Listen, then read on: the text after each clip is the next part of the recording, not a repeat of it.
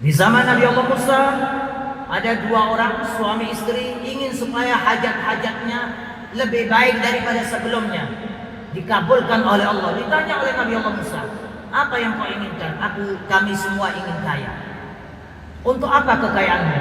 Agar kami bisa membantu, menolong, meringankan, memudahkan hamba-hamba Allah, saudara-saudara kami. Nabi Allah Musa kemudian berdoa.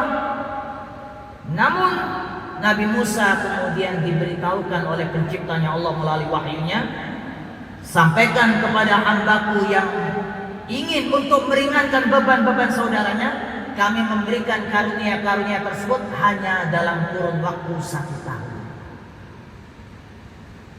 Maka kedua suami istri ini dengan karunia Allah yang berlimpah karena doa Nabi Allah Musa alaihissalam, dan mereka berdua sudah memperolehnya, membangun tempat-tempat ibadah, membangun tempat-tempat khusus untuk orang-orang yang sedang dalam perjalanan, agar mereka dalam perjalanan tidak harus menyewa atau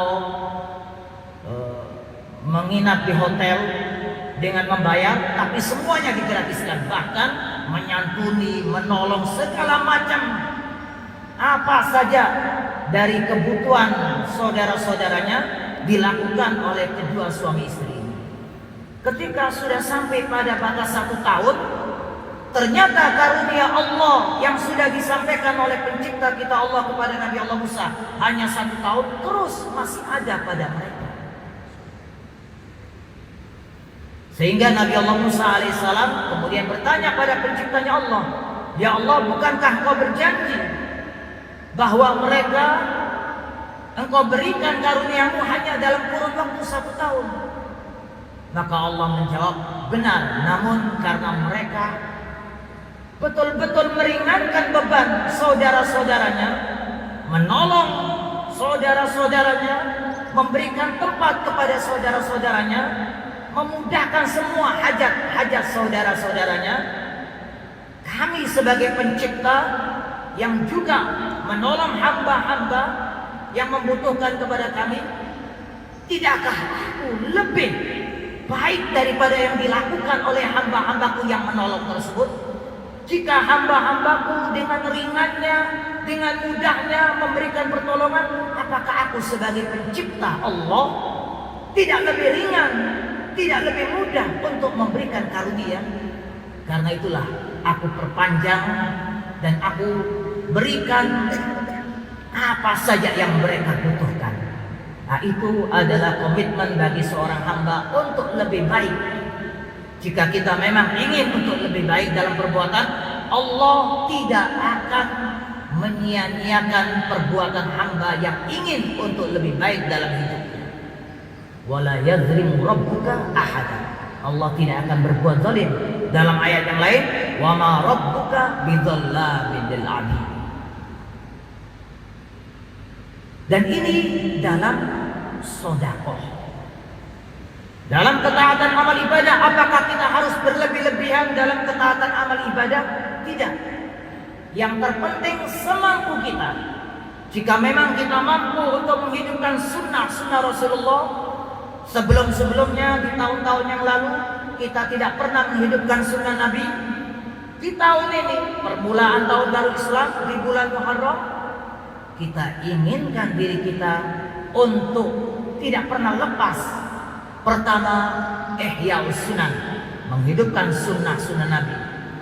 Yang kedua, kita senantiasa tidak pernah lepas untuk membaca ayat-ayat suci Al-Quran. Mengapa harus kita menghidupkan sunnah? Nabi menegaskan, man ahya sunnati inda fasadi ummati falau ajru mi'ati syahidin.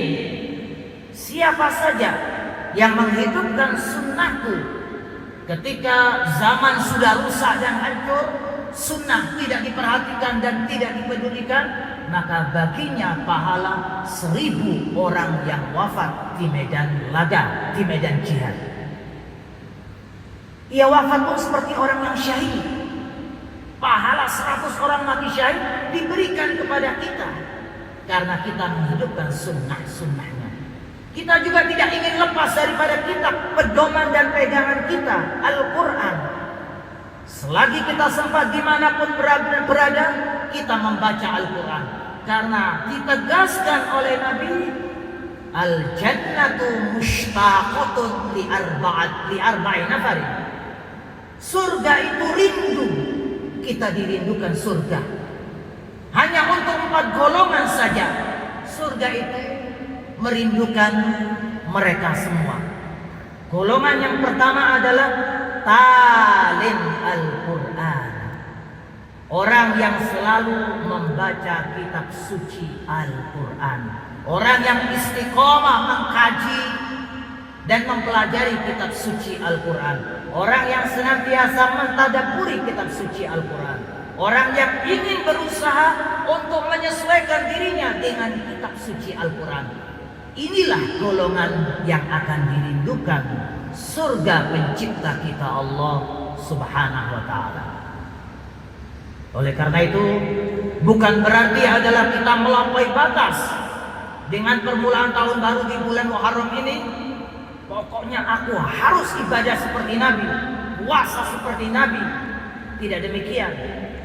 Jadi pernah terjadi 3 sahabat datang kepada Ummul Mukminin Sayyidah Aisyah radhiyallahu anha, bertanya, "Ya Ummul Mukminin, bagaimana ibadahnya Nabi?" Dijelaskan oleh Ummul Mukminin Sayyidah Aisyah, mereka paham. Kemudian 3 hamba Allah ini dari golongan para sahabat Nabi berkomitmen, berjanji, aku akan terus untuk melakukan ibadah puasa. Aku tidak ingin untuk berbuka. Istilahnya puasa wisol. Tiap hari aku tidak akan tinggalkan agar aku terus ada kontak sambung dengan penciptaku Allah. Aku tidak akan berbuka. Orang yang kedua, sahabat yang kedua menegaskan, aku akan senantiasa tidak akan tidur. Karena tidur akan memutuskan hubunganku dengan penciptaku Allah. Jadi senantiasa sahron, begadang, tapi begadangnya untuk ibadah. Nah, sahabat yang ketiga mengatakan, aku tidak akan mau menikah. Karena dengan menikah akan mengganggu ketaatan ibadah. Ketiga sahabat ini yang ingin untuk melakukan ibadah seperti Rasulullah berlalu, ternyata apa yang mereka katakan dan ucapkan dalam janji-janji mereka terdengar oleh Nabi besar kita Rasulullah Sallallahu Alaihi Wasallam. Sehingga Nabi setelah sholat subuh naik di atas mimbar menyampaikan kepada para sahabatnya, inni la akhsyakum lillahi wa atqakum lah. Sesungguhnya aku adalah hamba Allah yang paling bertakwa dan paling takut pada penciptaku Allah. Lakinni, akan tetapi aku usolli, aku sholat, wa asum, aku puasa, wa uftir, namun setelah puasa aku juga berbuka. Wa arkudu, aku juga sholat, aku juga tidur. Wa atazawaj, aku ibadah, aku juga menikah. Faman raghiba an sunnati falaysa minni. Siapa yang tidak mengikuti sunnah-sunnahku seperti ini, bukan dari golonganku.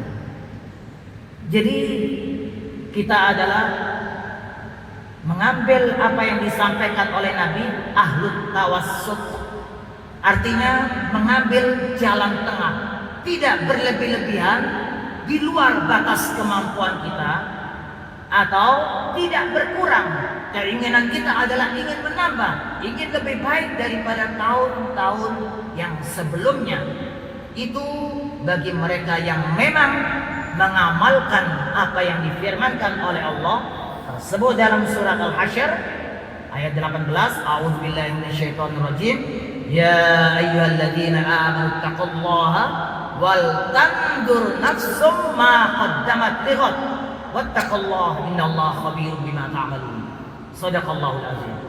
Artinya adalah, wahai hamba-hamba Allah yang beriman, bertakwalah kalian kepada Allah dan introspeksilah, evaluasilah kalian semua dari semua perbuatan-perbuatan kalian untuk hari esokmu, untuk tahun selanjutnya, agar perbuatan itu tidak hanya itu saja, tapi mengarah kepada yang lebih baik. Tentunya setiap hamba Allah dalam bekerja ingin penghasilannya lebih baik, ingin pekerjaannya lebih baik, ingin dia mendapatkan jabatan yang lebih baik. Itu seharusnya juga tidak hanya terbatas pada urusan dunia, tapi juga terkait dalam urusan ibadah, ingin yang lebih baik.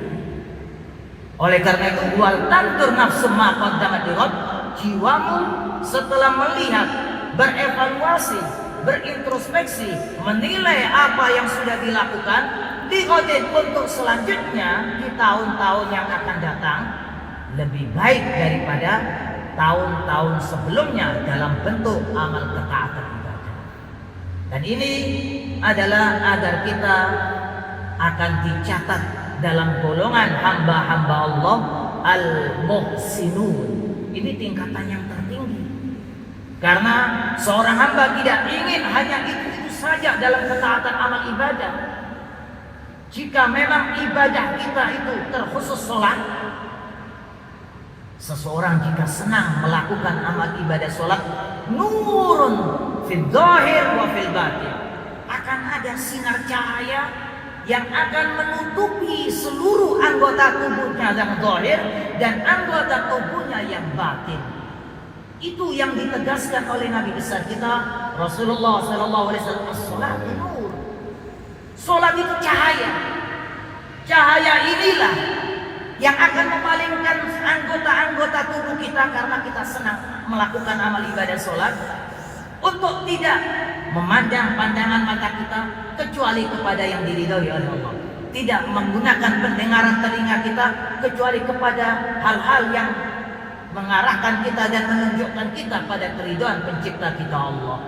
Kedua tangan, kedua kaki, seluruh anggota tubuh termasuk lidah kita, tidak terucap darinya kecuali semuanya kebaikan yang diridhoi oleh pencipta kita Allah. Melangkah kedua kaki kita ke tempat-tempat yang diridhoi oleh pencipta kita Allah, karena nur yang mengarahkan kita. Saat ada pemandangan yang tidak baik, yang tidak diridhoi oleh Allah, dipalingkan kita, ditutup dengan cahaya sholat kita. Termasuk hati kita, mereka yang senang untuk melakukan ibadah sholat, insya Allah hatinya akan tertutup oleh cahaya. Dan cahaya hati ini yang disebut dengan ainun basirah, jika terus menerus bersih karena amal ibadah sholatnya, niscaya cahaya ini semakin bersinar, maka disitulah ia akan sampai pada tingkatan yang digolongkan oleh ulama tasawuf babul mukasyafat, mampu memandang dan menembus pandangannya kepada hati hamba-hamba Allah yang lainnya. Dia akan melihat dengan ainun basirah ini sebenar-benarnya hakikat dalam ketaatan ibadah, hakikat yang ada pada hamba-hamba Allah yang lainnya, mungkin hati-hati hamba Allah yang lainnya terlihat jelas. Karena itulah Syekh Abdul Qadir Jailani Sultanul Auliya diangkat menjadi rajanya para wali. Amal ibadahnya itu setiap malam 1000 rakaat. Senang untuk sholat, sehingga perbuatan apa yang dilakukan dalam sholatnya itu meskipun 1000, apa mungkin bisa dalam satu malam, seolah-olah tidak masuk dalam akal kita, rasio kita. Namun itulah mereka yang sudah sampai dijadikan hatinya dengan taufik inayah dan hidayah Allah, suka dalam ketaatan amal ibadah sholat. Jika kita memang ingin membaikkan diri kita, cobalah dari mulai kita bersuci, tahur, kemudian dari mulai amal ketaatan ibadah sholat kita, dari mulai kita mencintai ayat-ayat suci Al-Quran, karena mereka yang cinta pada ayat-ayat suci Al-Quran, meskipun hanya dengan membacanya, Allah Subhanahu wa taala menyebutkan dan menegaskan dalam surat Fatir bahwa mereka dijamin tidak rugi dalam hidupnya. Semuanya akan dilipat gandakan oleh penciptanya Allah. Karunia-karunia akan berlipat ganda. Dan itu yang ditegaskan oleh pencipta kita Allah dalam firman-Nya, "Innal ladzina yatluna kitaballahi wa aqamus salata wa anfaqu mimma razaqnahum sirra wa alaniyatan yarjuna tijaratan lan tabur." Yatluna kitaballah, di permulaan ayat ini mereka yang istiqomah tilawatul Quran, membaca ayat-ayat suci Al-Quran. Pagi 10 ayat, siang hari 10 ayat, sore hari 10 ayat, malam hari 10 ayat, sebelum tidur 10 ayat, 50 ayat. Insya Allah khatam Al-Quran dengan cepat. Dan ini jaminannya langsung Al-Quran, bahwa Al-Quran akan memberikan syafaat tidak hanya nanti di akhirat seperti yang ada dalam hadis yang diriwayatkan oleh Abu Umamah Al-Bahili.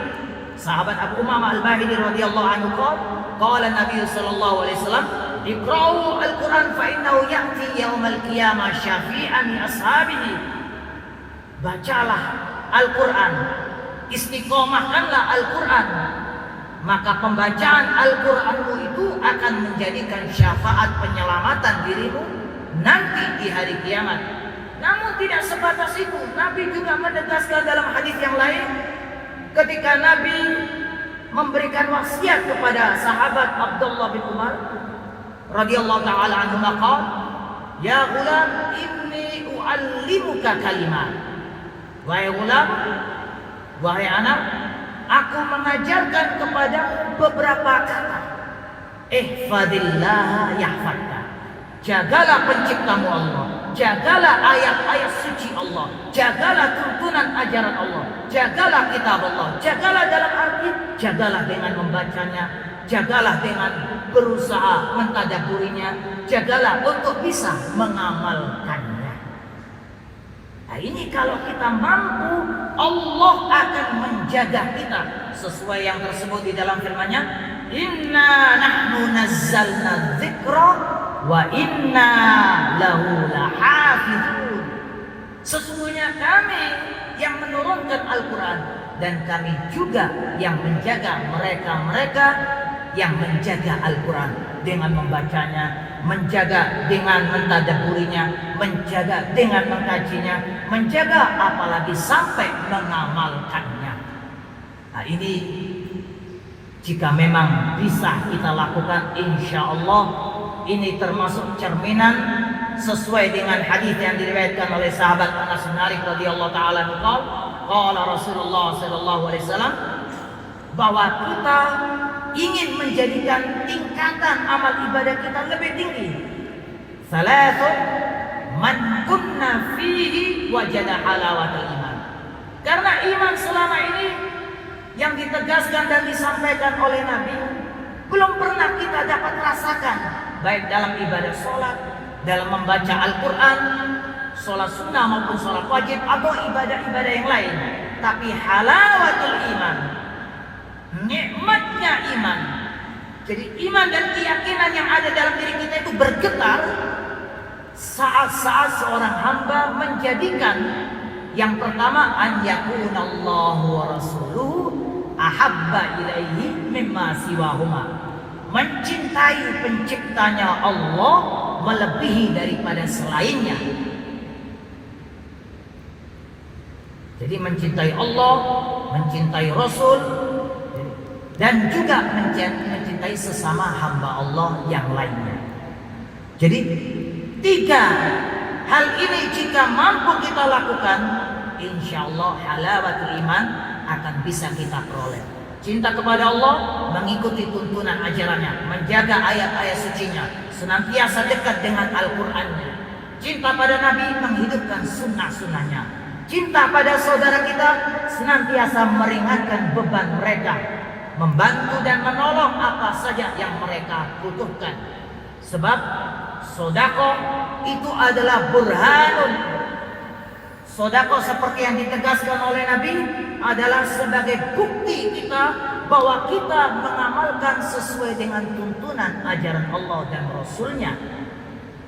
Karena Allah SWT menyampaikan dan menegaskan kepada seluruh hamba-hambanya, man dzalladzi yuqridullaha qardan hasanan fayudha'ifahu lahu ad'afan katsira wallahu yaqbidu wa yabsutu wa ilaihi turja'un. Siapakah di antara kalian yang mau meminjamkan apa yang dimilikinya dari harta kekayaannya untuk diberikan kepada yang membutuhkan? Maksudnya meminjamkan, membantu saudara-saudaranya, menolong mereka-mereka yang membutuhkan. Allah membuat jaminan agar kita tidak putus asa. Apa yang kita lakukan dalam menolong saudara-saudara kita dilipat gandakan oleh pencipta kita Allah. Seperti yang terjadi pada kaum Nabi Allah Musa, dan seperti yang terjadi pada sahabat Abdurrahman bin Auf ketika menjual semuanya untuk Allah dan Rasulnya, ketika menghibahkan semua harta kekayaannya dan ia ingin miskin, tapi ternyata Allah menghendaki kepada hal yang lain, kekayaannya berlipat-lipat ganda. Nah, itu semua karena sedekah, karena memang ingin membantu saudara-saudaranya di jalan penciptanya Allah SWT. Mudah-mudahan Allah SWT senantiasa memberikan taufik, inayah dan hidayah kepada kita, agar kita di tahun baru Islam, khususnya di bulan yang mulia dan bulan agung yang dipilihkan langsung oleh pencipta kita Allah untuk hamba-hambanya, agar mereka introspeksi dan evaluasi, agar betul-betul setelah evaluasi melakukan perbuatan-perbuatan yang lebih baik sesuai dengan tuntunan ajaran Allah dan Rasulnya. Mudah-mudahan Allah SWT senantiasa meridhoi seluruh amal-amal ketaatan ibadah kita dan menjadikan kita hamba-hambanya pilihan, khususnya adalah hamba-hamba al-muhsinin. Allahumma inna nas'aluka salamatan fid din wa barakatan fil umri wa sihhatan fil jasadi wa sa'atan fil rizqi wa taubatan qabla al-maut wa syahadatan 'inda al-maut wa maghfiratan ba'da al-maut wa amanan min al-'azab wa nasiban min al-jannah warzuqna an-nazara ila wajhikal karim ya Allah ya rabbal alamin. Rabbana la tuzigh qulubana ba'da idh hadaytana wa hab lana min ladunka rahmah innaka antal wahhab. Rabbana amanna bima anzalta wattaba'na ar-rasula faktubna ma'asy syahidin. Rabbana innana sami'na munadiyan yunadi lil iman an aminu bi rabbikum fa amanna. ربنا فاغفر لنا ذنوبنا وكفر عنا سيئاتنا وتوفنا مع الأبرار. ربنا وآتنا ما وعدتنا على رسلك ولا تخزنا يوم القيامة إنك لا تخلف الميعاد. ربنا آتنا من لدنك رحمة وهيئ لنا من أمرنا رشدا. رب اغفر وارحم وأنت خير الراحمين. ربنا اصرف عنا عذاب جهنم إن عذابها كان غراما. ربنا هب لنا من أزواجنا وذرياتنا قرة أعين واجعلنا للمتقين إماما. ربنا آتنا في الدنيا حسنة وفي الآخرة حسنة وقنا عذاب النار. سبحان ربك رب العزة عما يصفون وسلام على المرسلين والحمد لله رب العالمين. وبالله التوفيق والهداية ورضا العناية والعفو منكم والسلام عليكم ورحمة الله وبركاته.